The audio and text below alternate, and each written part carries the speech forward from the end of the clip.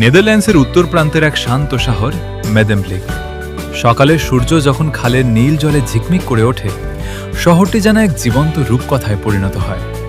শত বছর ধরে এখানকার মানুষ খালের ধারের এই লাল টালির ঘরগুলো আগলে রেখেছেন।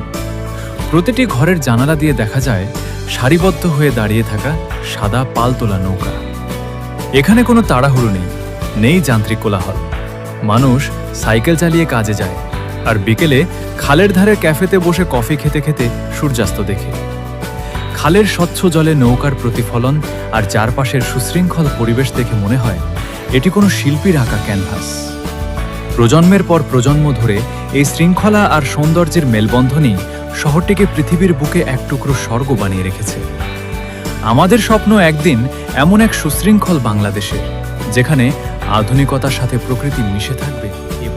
ভিডিওটা যাদের কাছে ভালো লাগছে তারা অবশ্যই লাইক করে কমেন্টে মতামত জানিয়ে যাবেন এবং শেয়ার করে দেবেন।